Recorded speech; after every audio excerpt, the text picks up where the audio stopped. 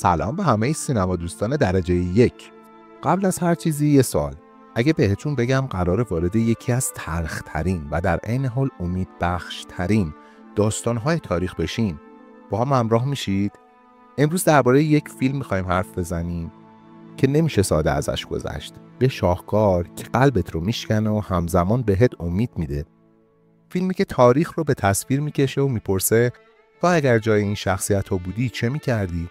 این شما این فهرست شیندلر ساخته استیون اسپیلبرگ در سال 1993. داستان فیلم ما رو به قلب جنگ جهانی دوم میبره. اسکار شیندلر، یک تاجر آلمانی که اولش فقط دنبال سود و پول بیشتره، کارخونش رو پر میکنه از کارگرهای یهودی، اما کم کم وقتی شاهد جنایات نازی ها میشه چیزی درونش تغییر میکنه. اون تصمیم میگیره نجات دهنده بشه، حتی اگه به قیمت از دست دادن تمام دارایی‌هاش تموم بشه. لیستی از انسان‌ها تهیه میکنه، آدم‌هایی که میخواد از مرگ نجات بده. این فهرست ساده تبدیل به نماد زندگی و امید میشه. تصمیم اسپیلبرگ برای ساخت این فیلم سیاه‌سفید یک شاهکار هنریه. این سبک باعث میشه که حس کنی داری به یه سند تاریخی واقعی رو تماشا میکنی. اما یه لحظه خاص تو فیلم هست که با رنگ یه پیام قوی میفرسته. دختر کوچولوی با کت قرمز تو شلوغی و وحشت، این دختر مثل یه فریاده که میگه نگاه کن، زندگی هنوز وجود داره. این نماد پردازی اسپیلبرگ یکی از تاثیرگذارترین لحظات فیلمه. لیام نیسون تو نقش اسکار شیندلر ترکیب کاملی از کاریزما و پیچیدگی رو به نمایش میذاره. شخصیتی که از یه تاجر فرصت طلب به یک قهرمان تبدیل میشه.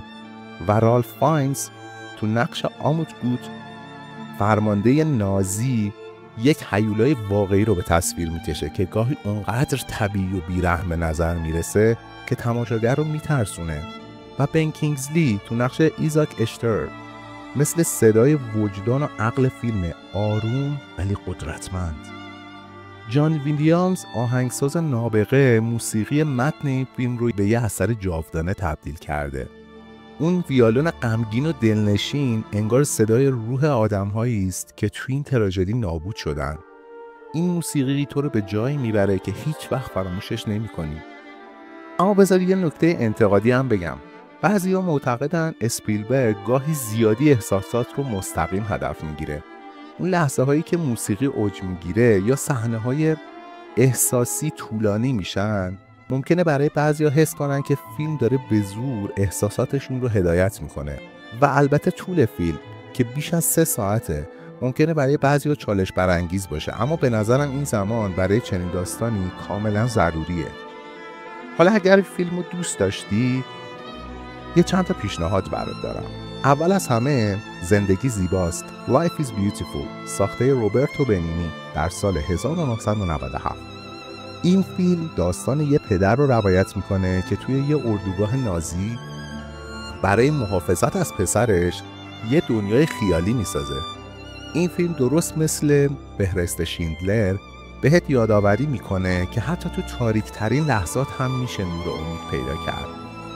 فیلم بعدی که نباید از دست بدی، سقوط یا داونفال، ساخته الیور هرشبیگل در سال 2004 هست. این فیلم روزهای پایانی هیتلر و فروپاشی حکومت نازی ها رو روایت میکنه. یه نگاه دیگه به همون دوران ولی از زاویه‌ای متفاوت.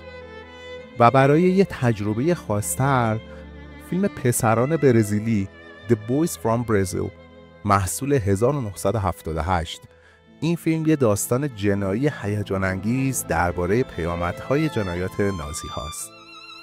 فهرست شیندلر فقط یه فیلم نیست، یه آینه است. آینه‌ای که تاریک ترین لحظات تاریخ بشر رو جلوی چشممون میذاره و ازمون میپرسه تو اگه اونجا بودی چی کار میکردی؟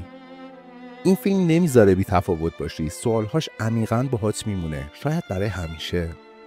حالا میخوام ازت بپرسم این فیلم چه تأثیری روی تو گذاشت؟ به نظرت آدم‌هایی مثل شیندلر هنوز هم توی این دنیا پیدا میشن؟ برامون بنویس، مشتاقم که نظرت رو بدونم. یادت باشه سینما فقط یه تفریح نیست، یه پنجره است که میتونه دنیا رو به ما نشون بده. مراقب قلب هاتون باشین و تا دیدار بعدی خدا نگهدار.